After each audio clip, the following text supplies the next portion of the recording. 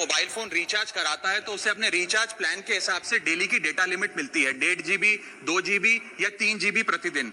लेकिन ये डेली की डेटा लिमिट जो होती है रात 12 बजे समाप्त हो जाती है, जैसे ही दिन खत्म होता है, और ये अनयूज डेटा जो है ये फोरफिट हो जाता है, ये अगले दिन रोल ओवर या नेक्स्ट डे कैरी फॉरवर्ड नहीं होता है।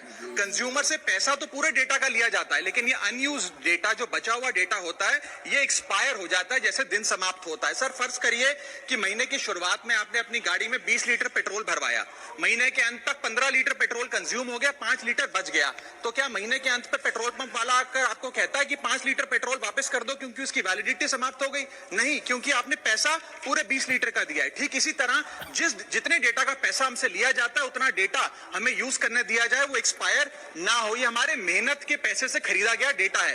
और सर चालाकी देखिए, आजकल के रिचार्ज प्लान्स में डेली की डेटा लिमिट होती है, मंथली की डेटा लिमिट नहीं होती, क्योंकि मंथली की डेटा लिमिट के अंदर मैक्सिमम डेटा की खपत का कंज्यूम करने की प्रोबेबिलिटी यानी कि संभावना ज्यादा होती है।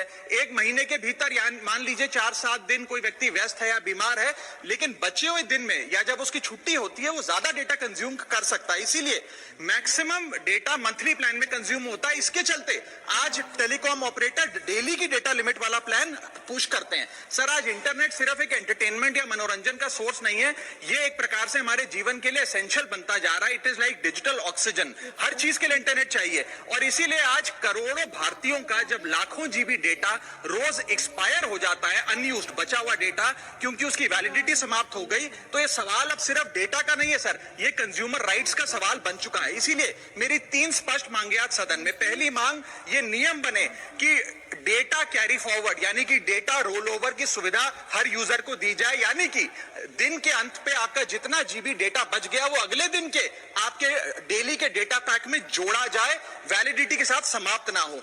दूसरा पॉइंट, अगर महीने के अंत में काफी बड़ी मात्रा में आपका डेटा एक्यूमुलेट अगर हो जाता है, बच जाता है, तो यूजर को ऑप्शन दिया जाए कि इस डेटा की वैल्यू का एडजस्टमेंट वो अपने रिचार्ज प्लान के अगेंस्ट कर सके, यानी कि अगले महीने वो जितने वैल्यू की रिचार्ज कराता है उसमें से छूट मिले, डिस्काउंट मिले अनयूज डेटा की मार्केट वैल्यू के अनुसार। जैसे कि बिजली की खपत आप जितनी करते हैं, जितने यूनिट उतना ही पैसा भरते हैं, ठीक उसी तरह जितने जीबी डेटा कंज्यूम करें उतना ही पैसा वसूला जाए, उससे ज्यादा ना वसूला जाए। और थर्ड नियम जो बनना चाहिए वो ये है कि अनयूज डेटा को आपका डिजिटल एसेट माना जाए, और जिस प्रकार से हम पैसा ट्रांसफर कर सकते हैं, डेटा ट्रांसफर अलाउड होना चाहिए। यानी कि यदि